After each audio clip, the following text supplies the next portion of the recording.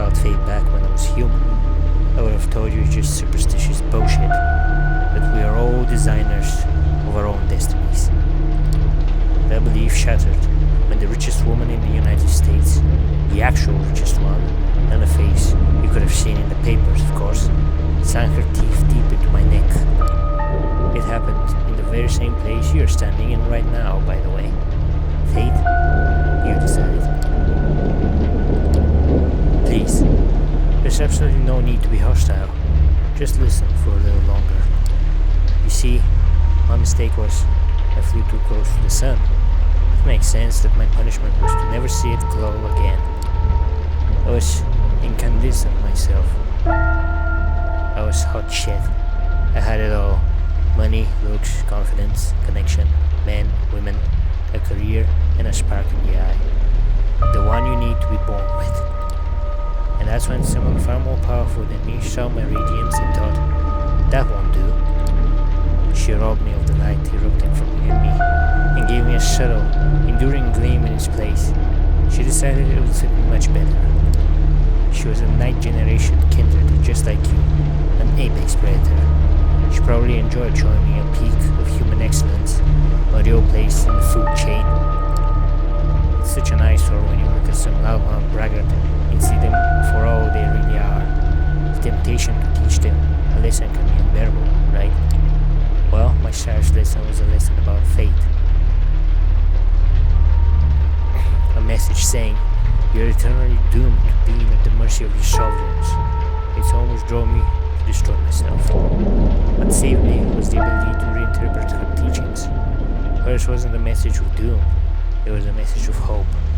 Fate exists, no one can shape it if given the right tools. My Sarah didn't believe my tools were fitting for the job.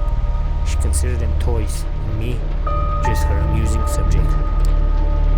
Well, she's deader than dead now, and I'm still here, standing right where she stood when we first met. You might have wondered how I've learned about your arrival to JFK Airport. My answer is, of course, destiny. As luck would have it, today happened to be a day some of my associates were inspecting the coffins. Driving you here straight from the plane and having you wake up in such an unfamiliar place was a little desperate, and I do apologize for it. But it's so rare for you to visit New York. 3 times in the last 15 years, was it? And you're never eager to inform me you're here. I understand you still have that meeting on the 53rd Street later tonight, so provide a comfortable transport.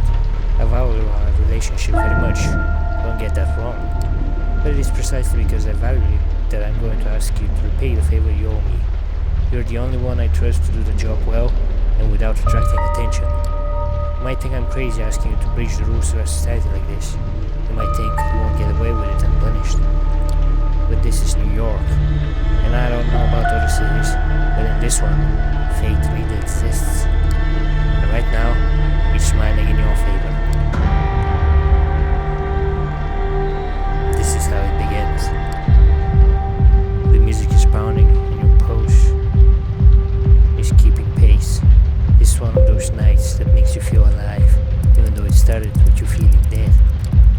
First came the messy breakup, then the realization you have nowhere to talk to about how much it sucked. Still, you decided to roll with the punches. On Facebook, search for local events later, and you found just the thing for your analysis. A short subway ride, and you find yourself at the club just outside Dumbo. Not a fancy one, mind you, more like a slightly refurbished warehouse. But hey, at least the drinks are cheap. The DJ seems to really know his shit too, alternating between cutting-edge industrial techno and classic Detroit crowd pleasers, expertly feeling out everyone's mood. An hour passes, then 2. Usually you'd feel awkward coming to a place like this alone, but tonight you find something soothing in joining the crowd, blending in, even as you allow the beat to take over. Sweat, yours, other people's, soaks through your shirt and pants in a matter of minutes. A thought pops into your head. From the outside, the fully packed club must seem like a stuffy, smelly nightmare, but here, in the thick of it, it becomes exhilarating. And you're not even on a pill tonight. There's this Latina chick whose curves are accentuated by the lights dress cling to her body, and she keeps bumping into you. Something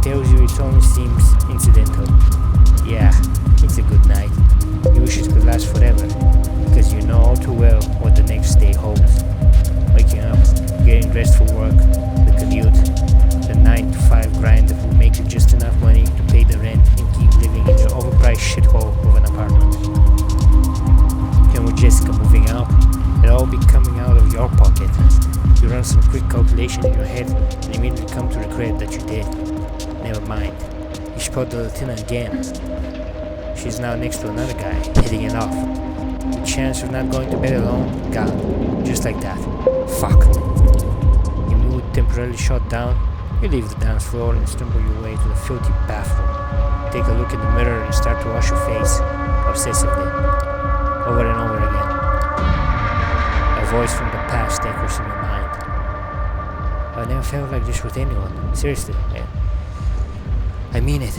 I feel like all my relationships to this point were test runs, a shitty way to compensate for my low self-esteem. But this feels right. Finally. Shut up, Jess. This was the craziest fucking day of my life. God, I need a smoke. Pass me a light. What do you mean cops took the lighter? There's one in your mouth. Just shut the hell up. This is not you. Not anymore. Oh, fuck off. This is so like you acting like some sort of Clint Eastwood wannabe when I really need you to open up. Think you're impressing people with this tough guy act? Fuck you. I know how broken you really are. You need therapy. Yeah, now that sounds like the Jessica of today. Try to smile, but all you can muster is a self-pitying grin. And there she is, the Latina from before. She says you look like you need a drink. You hesitate for a second or two, and then blurt out a surprisingly enthusiastic, yeah. You start to talk. It quickly becomes evident that she's into politics, and you are eager to please. You might be a corporate drone, but you spend a lot of evenings reading theory, actual theory, not bastards like Twitter cliff notes, and organizing for all matters of causes online. The status quo sucks, there must be something better, she agrees. You seem to subscribe to the same progressive political theories, have compatible ideas about the DCS missteps, even watch the same YouTube channels. Your goals are aligned. She's a bit more radical than you have guessed. Attend a few rallies, been to a few protests.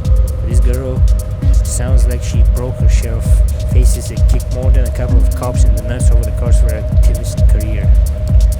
Her zeal is infectious. She taps into pent-up anger that you didn't know you had.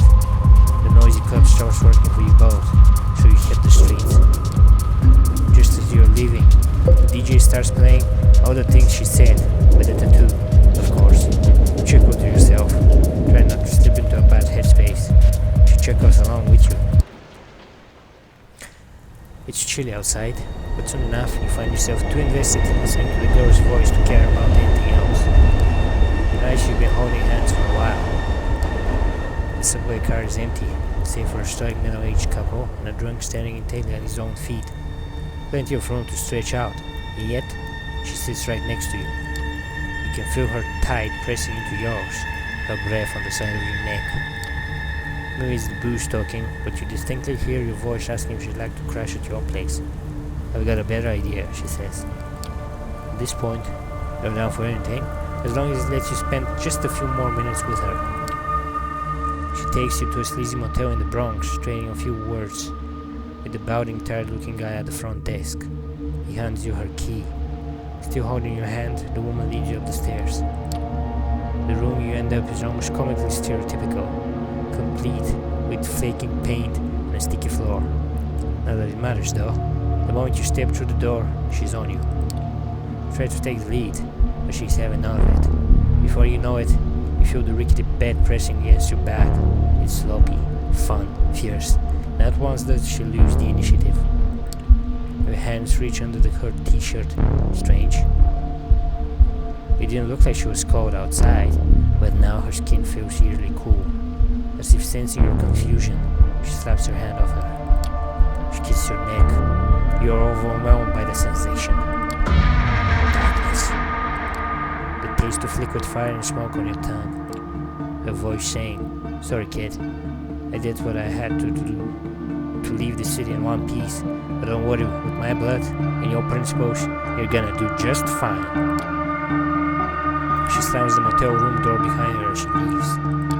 You lie helpless on the soiled, pungent mattress for some time. Minutes? Hours? Before you can focus enough to try and piece together your evening, it hits you. The big hunger. It grips you by the throat and makes you inside shrivel in terror. It's an all-encompassing emptiness that throws you on all fours. You crawl for a while, squirm on the floor in some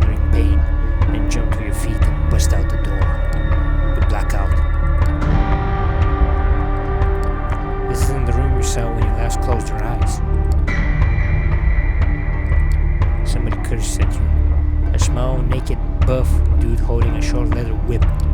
Wow, what a goofy motherfucker. He throws a punch. He yells out several slurs. He hits you in the jaw. You black out again. The guy isn't moving anymore. There's blood on his neck. There's blood on his arms. There's blood on the floor. There's blood everywhere. Wow, whoever did this is one sick puppy. You realize you're sitting on top of his corpse. You hear a whimper. Someone else is there. A woman. Her arms are tied to the bed frame. An eye mask over her face. Red marks on her back. This time you see it happen. You want to stop but can't. She almost manages to get a scream out, but it dies in her throat as you bite into the side of her neck. You drink. Blood. You're drinking blood. You could swear you feel her life force escaping her body, entering yours. Suddenly terrified, you tear away from her. She's not moving, but she's breathing. There's barely a mark on her neck. The guy on the floor though. You double over in a spasm. Realizing what you did, you feel like throwing up, like an only gag. Panic sets in as another realization dawns on you. Your heart is not beating. You put 2 fingers to your wrist, but feel no pulse. Same thing on the neck. Nothing. There's no breath coming out of your mouth. You have to get out. Get someone to call an ambulance. For yourself, at least. Probably too late for the dude on the floor. Did you really kill him? What a mess. You look up. The door to the room is ajar. A tall, handsome, broad-shouldered man fills the entire frame. He brushes an imaginary speck of dirt off his perfectly tailored suit.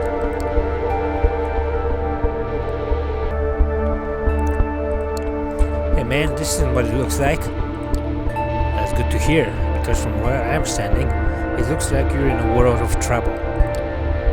He surveys the room, not moving an inch from where he's standing. He shakes his head in mock concern. Murder, assault, that's 25 to life if you're lucky, but since you're not, it's a death sentence. He takes a glance at his expensive-looking watch. Lucky for you, it's been a slow night. Otherwise, I might not have gotten here in time. Come on, the sun comes up in a few hours. You don't want to be around here when it does. What's the matter when the sun comes up? Ah, so you don't even know. You should be glad I got here before you made yourself scared. The man approaches you and starts talking. His tone remains unnaturally calm. Oddly enough, you find it both soothing and slightly unnerving. Now listen to me. I know this is all new to you, but I've dealt with hundreds of strays like you, and going by experience, I tend to fall into 2 categories. First, they are the smart ones who carefully obey my every word and don't try to pull off anything stupid. Always get them where they need to be, safe and sound. And then there are the dumb ones. The punks who thought they could take me on. The wise guys who tried to contact somebody secretly and without permission. The troublemakers who tried to run off or make a scene.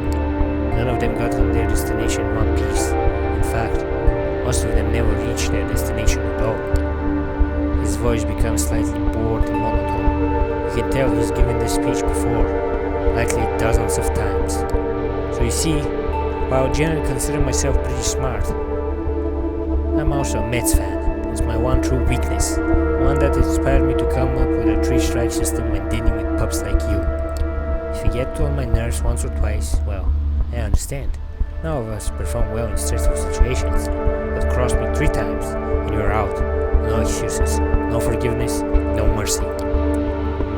As he's talking, he slowly approaches you, adding a bit of theatrical swagger to his walk. Eventually, he leans in, deliberately invading your personal space. You realize it's a test. He's daring you to do something about it. 3 strikes and you're out. Say, I understand, sir, now. You've never been too eager to bend the knee to anyone, but this is something else. A man's very presence instills a primal fear in your heart.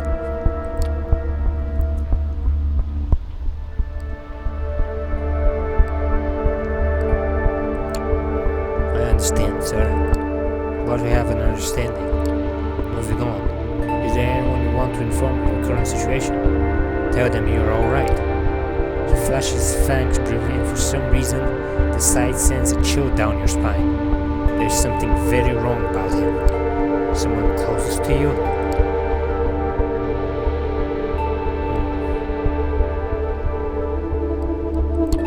Jessica, my ex-girlfriend. She kinda hates my guts, but yeah, I suppose it would be her. The stranger gives you a puzzled look and decides to prod further.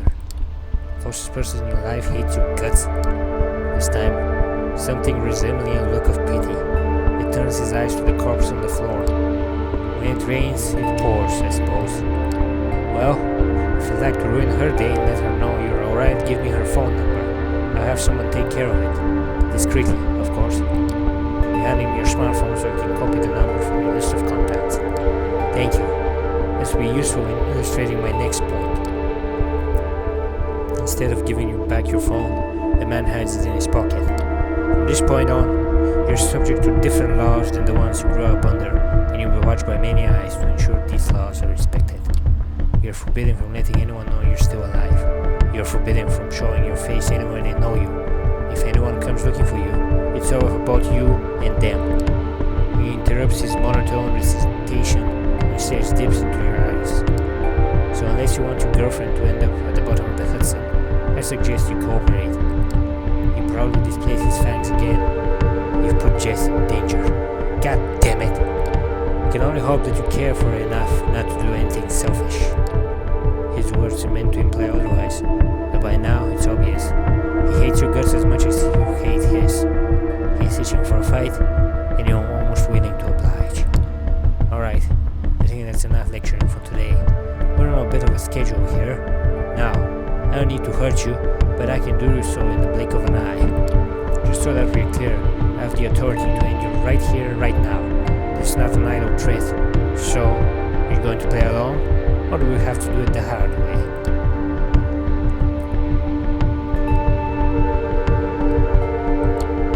You wait your chance, but it doesn't look promising. The guy's fit, determined, it looks like he means business. You, on the other hand, are confused, exhausted, and on the verge of a panic attack. Yeah, fine, I'll go with you. You almost look disappointed. A wise decision. Follow me, please, and close the door behind you. You take one final look into the woman who's just coming to, at the body on the ground. This is fucked. Absolutely fucked. You pull the handle and close the door. The man leads you downstairs. You contemplate signaling the bald guy at the front desk, but he's too busy watching some 90s action flick on a small ancient-looking TV. He seems totally oblivious to your presence. You hear a dejected Jean-Claude Van Damme say, "I just want to go home," as you're walking by. Your would-be kidnapper starts by the door and addresses you before opening it. I know what you're thinking. You're thinking, as soon as he opens the door, I'm making a run for it. Maybe I can outrun him. I'll save you the trouble. You can't. You can either get inside my car, and I'll get you to where you need to be, or you can try something stupid that you'll regret later. Do I make myself clear?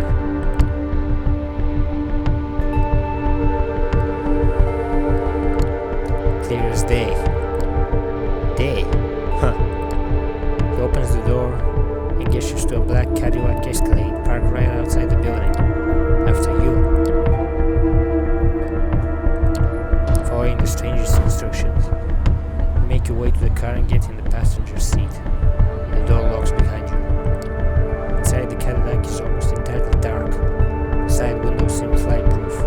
The man gets in the driver's seat, starts the engine, and drives away without another word.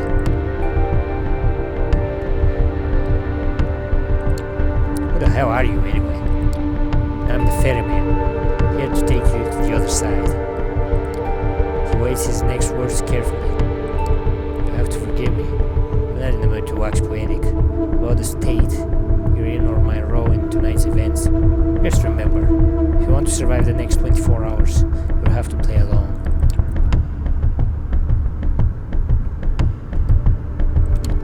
This is all a fucking nightmare. The stranger smirks. Understand that this is for your own good. Times being what they are, you should consider yourself lucky. You drive in silence for about 20 exhausting. Exhaustion catches up with you. The streetlight fades into a blur. Eventually, the car stops and the doors open. You emerge from a dreamlike state and find yourself in some kind of underground parking garage. You two are the only ones here. The man points to a nearby door. Go in. Make yourself comfortable.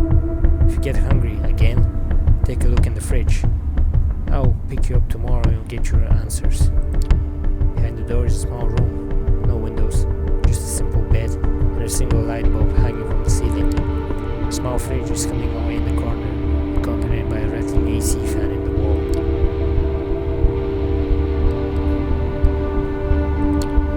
Guess I got no choice but to trust you. It looks you're this long to figure it out.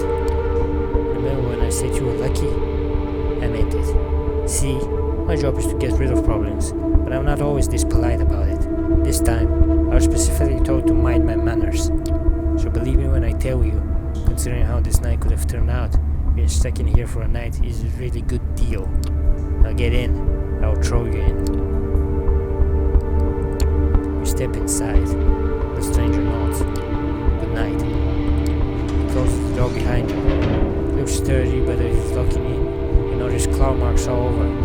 Looks like some previous guests weren't satisfied with their stay. You decide not to dwell on it and check the fridge. There's a single plastic bag there filled with red liquid. No label. Tomato soup? You feel sick to your stomach. Best to leave it for now. You lie down on the bed. It's a simple mattress on a metal frame. You can't help but think it looks exactly like the one back at the hotel, with the bound woman. Alright, you killed a man tonight. Or did you? Maybe none of this is real. Maybe it's all an elaborate prank. The girl at the club, Jess might have put her to it. The tall guy clearly is in on it too. Now he's back with them and they're all laughing their asses off. You don't know what to think anymore. Your mind races, but you're too tired to keep it going. Finally you tense up one last time before drifting away into oblivion. You wake up. That in itself is a surprise. You barely remember when you drifted off. It didn't feel quite like sleep, more like plummeting into an endless void. You imagine that's how death feels like. The room is unchanged, the lamp is still on, the AC is still rattling, the refrigerator is still humming. Take a look at your watch. It's almost 9 p.m. You've slept for 17 hours straight. Maybe you died. Your breath is gone, and you feel no thumping in your chest. Does that qualify as dead if you're still conscious? You're not sure about that, but you're certain about one thing. You're hungry. It's not your stomach rumbling though. It's a need that starts somewhere in your abdomen and spreads to your chest, throat, and back of the head. You open the fridge. The bag is still there. You take a closer look at it.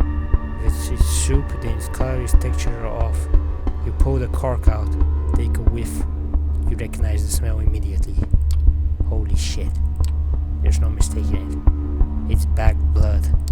The smell is faint, and you remember some situation in the past where you found it nauseating, but now it's almost... No, not almost. It is enticing. It feels wrong, but right now, there's barely anything in your life that doesn't. To hell with it. You pour a bit of the liquid into your mouth. It tastes bland. Reminds you of cheap supermarket juice. Just enough flavor to register as what it claims to be on the box, but nothing like the real thing. Nothing like what you had the last time. You swallow it. Somehow you don't feel sick. In a weird, messed up way, you can't help but think it feels nourishing. You can take a few more sips, and then just another one. Suck on the bag a little more. Eventually, you find that you've emptied it entirely. Ow! You look at the info pressed to the side of the bag. 450 milliliters of it. Even with its blandness, you still feel like having more. You realize your body longs for that intoxicating high you felt when an image of the corpse crosses your mind, causing you to wince. What have you become? Try to piece your thoughts together, make sense of it all. When you hear the lock click, you see the door open. Standing there is the well-dressed stranger you met yesterday. Immaculate suit again, the predatory look, like a hawk on a hunt, but somehow more relaxed tonight. So, like a tamed hawk, maybe. Good evening. Slept well? He notices the disregarded empty bag. You see you had a bit of a snack. I did. Got any more? No? I don't expect sustenance to be this easy to find the next time. Come on, we got places to be. The car is humming in the empty parking lot, just outside the door of the cramped room you have spent the day in. The man motions to it, politely, but with a stern look on his face. I'm trusting you here, man. I'm touched, sincerely. You take the back seat again. The door's locked. The stranger takes the wheel and starts the car. You drive in silence for a while. From time to time, you keep trying to catch a glimpse of the familiar streets or landmarks through the blackened windows, but it's of little use. The car is also soundproofed, so all you can hear is a bit of a traffic humming in the car's engine. The driver doesn't say anything, it's in focus on the road. You check the door handle. Yeah, the door is locked alright. The piece of dark glass separating you and the front of the car looks sturdy too. There's nothing left to do but wait. You didn't have time to think about it before, but you realize now that you're hungry? No, not exactly. It's not a rumbling stomach that grabs your attention. It's a knee that starts somewhere in your abdomen and spreads to your chest, throat, and back of the head. You try to extract some information out of the man behind the wheel, but you realize you prefer to bask in the afterglow of your last meal. You wouldn't have expected it, but you spend the rest of the trip lost in your thoughts. A lot of them concern blood. It takes you another 20 or so minutes to get to your destination. As the door opens, you try to get your bearings. You're still in New York, that much is certain. Queens, maybe. After me. No sudden movements, please. You approach a nice-looking building that houses a two-story gallery called the Art Hall. Two large men in suits flank the door on both sides, and they give your companion a note as you approach. Prompted by the stranger guiding you, you walk inside. The gallery is full, which is unusual at this hour, to say the least. About 24 faces fill the showroom, and a number of waiters navigate the gathering, serving drinks. All of them are beneath the guests' attention. The visitors are well dressed for the most part, but it's unclear what they have gathered here for. Nobody seems to be particularly interested in the art pieces on the walls, and the atmosphere is polite, and naturally so. Many guests turn to look at you and the stranger who brought you here. Their glances are varied. You see open contempt on a few faces, and animated interest on others. Most of the eyes in the room calmly observe you, as if wishing to appraise your worth. The last time you felt like this was at your previous job interview. It was like being a piece of livestock, inspected from all sides for any imperfection, so your wage could be haggled down. It was dehumanizing and made you feel dirty. When they called you the next day to offer you the job, you declined. Even when you're nobody, you become even less if you trade away your dignity for a paycheck. The memory makes you feel warmer inside even now, although the state of your bank account never did. Good evening, Gadir. And you, Chile. A noble, cold voice takes you out of your head and back to the situation at hand. The gallery, a crowd of strangers. You, being brought here against your will. For what purpose? The room awaits your response. Good evening, Miss. You're addressing the Prince of New York City, Helen Panhard, child of Michaela. Thank you, my sheriff, but I'm capable of introducing myself. She's somewhat plain-looking and doesn't seem to pose a great deal of charm, but still, the entire room is intently focused on her voice. She has influence over these people. That much is clear. You may address me as Prince, child. I realize your introduction into own life was abrupt. I understand your sire left shortly after. The rules of our society dictate I punish you both for this transgression. A murmur of agreement, maybe, can be heard from the gathered audience. But I'm willing to listen to what our loyal sheriff has to say about the circumstances of your embrace first.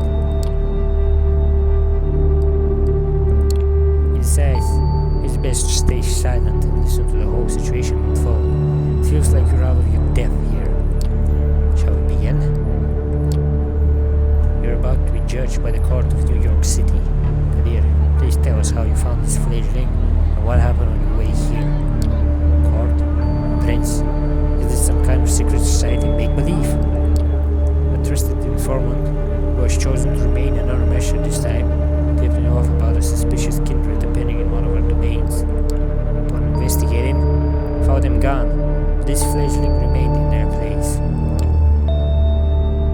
The hunger made him savaged. A prostitute and his client in a Bronx brothel belonging to one of the ministry.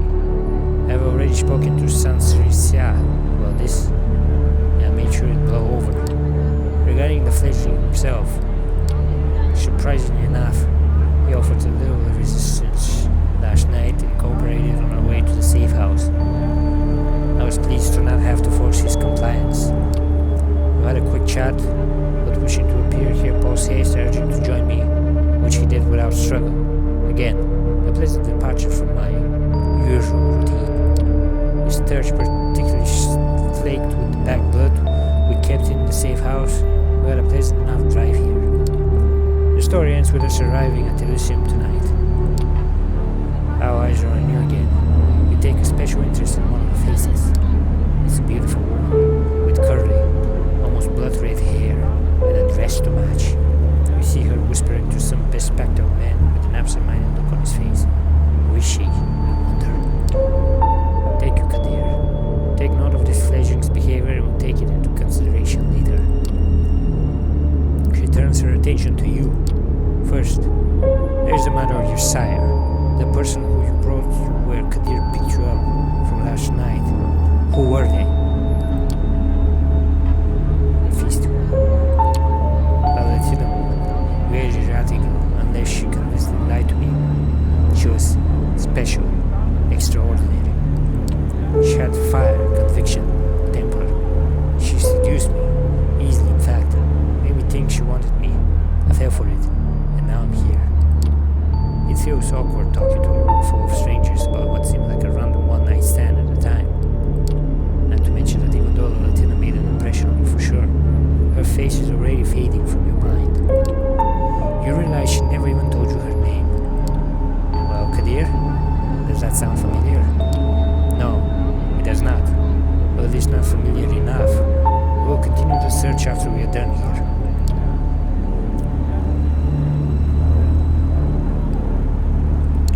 That chick, she rented our room at the motel, talked to the receptionist. You might know something about her. Unlikely. But regardless, thank you for that observation. I will investigate this later. What shall I do with the fledgling, my prince? What is your recommendation, my sheriff? Traditions are clear. Thou shalt only sire another with the permission of thine elder. If thou creates another without thine elder's leave, both thou and thy progeny shall be slain. I am ready to fulfill my duty. Stay your hand for just a moment longer, Kadir. I wish to consult my counsel on this. Make sure everyone is in agreement. Of course. He seems strangely relieved. The prince leaves the main showroom and about 6 people follow her out. You're about to ask this Kadir what all that talk of tradition and counsel was when the red-haired woman approaches the two of you. Sophie. Sheriff, I was wondering if I could have a word with the fledgling. What for? She lowers her voice in response.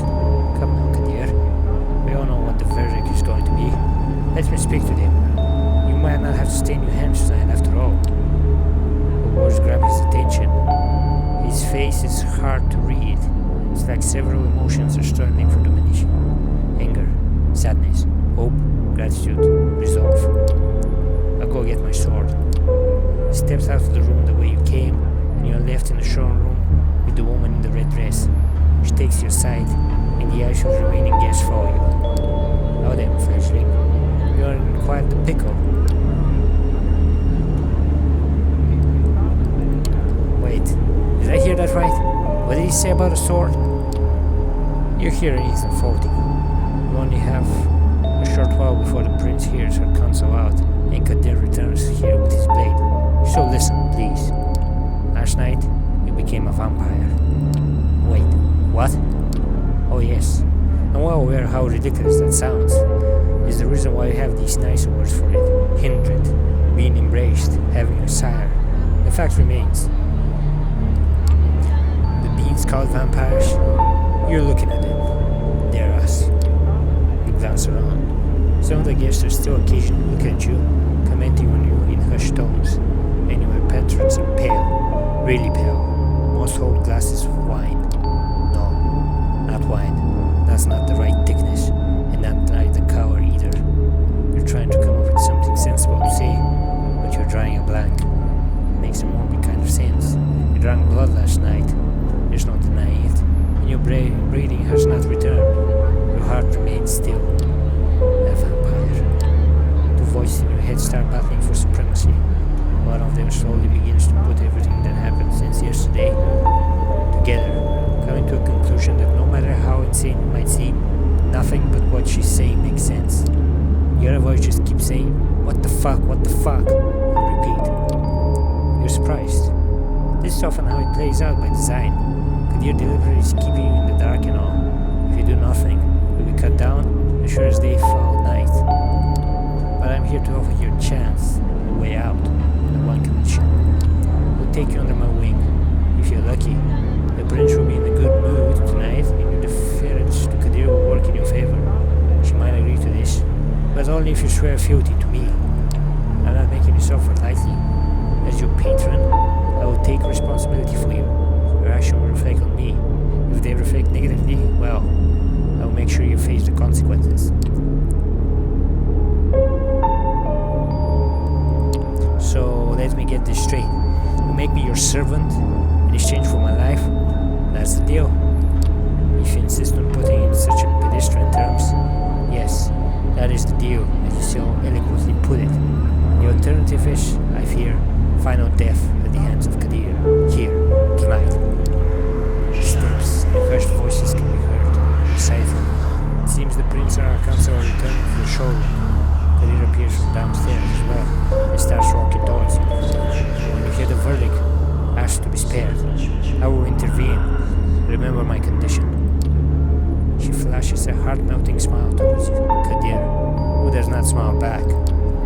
The sheriff's immaculate suit is now complemented by a curved, oriental-looking metal scabbard, fastened with a colorful sash around his waist. It would look vaguely ridiculous if it wasn't surprisingly intimidating first and foremost. Kadir takes his place next to you and observes as the prince takes center stage again. Loyal kindred of the New York City Camarilla gathered here tonight. I have made my decision regarding this fledgling. She briefly addressed you. I want you to know that this was not an easy decision to make. For your part, you have not done anything to earn our ire. I do feel a genuine sorrow for what must be done. We are all keenly aware that these nights we need to close our ranks and trust the wisdom of our elders and their traditions more than ever before. There's no place for tolerating dissent when our very existence is under constant threat. Although I acknowledge some of my counselor's divergent opinion on this, she takes a look specifically at one of the people who left the room before a rather plainly dressed, shy-looking man whose skin has a somewhat healthier tone. He bows his head in deference. I hold the final authority over this fledgling's fate, and I declare that while their embrace might be Desaire's responsibility, in their absence, it is their progeny that must be punished. The sentence is final death, to be resolved presently. Kadir? You hear a scraping sound and see that the sheriff has unsheathed his curved sword. It is a beautifully detailed blade, which you expect must be worth a small fortune. Its apparent sharpness makes you freeze up. 2 outs, bottom of the ninth. His quiet mumbles is audible to nobody but you. As his eyes meet yours, you know just a hint of sadness is contentance, one that quickly vanishes to give way to grim determination. And he is out to bat. You will not get another chance to speak up. You make your choice. I'm not going down like this, damn it. Spare me. Prince, if I may ask you to stay the sheriff's hand for a while longer. Kadir looks at the prince, awaiting her response. The sword is still hanging above you, threatening to fall at a moment's notice. Is there something you'd like to say, Miss Langley? Yes, if I may. At first, the prince looks somewhat annoyed at the distraction, but she stays quiet for a while, measuring the mood in the room. The bored elitist suddenly look at you with aroused interest, some of them dismayed at not seeing the bloodshed, but all intrigued by the unexpected twist. The prince nods. Well, let's hear it. Sophie takes a few steps forward. Our eyes on her now, but Kadir's heavy hand on your shoulder makes it clear you won't take advantage of the distraction. My prince, other traditions are clear. I believe that the proper context should be observed in addition to the letter of our laws. This fledgling is a burden. Without proper guidance, they could become an asset to our domain. Am I to understand you are volunteering to take this childish child under your protection? Yes. I happen to think they might hold a potential that would be unfortunate to waste. I do expect their full cooperation, of course. Whispers can be heard again, and an incredulous voice or two. A hushed, just behead the fucker. Some suppressed exclamation of surprise.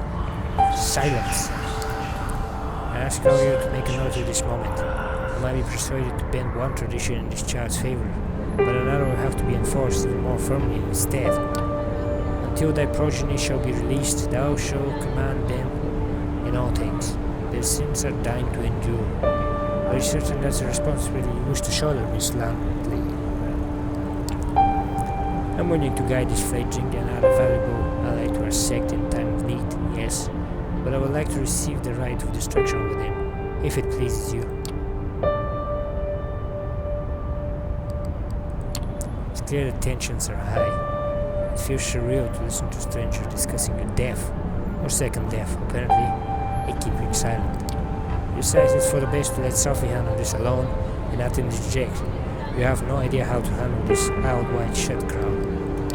The prince looks at you as if waiting your word. She takes another good measure of the room before she speaks again.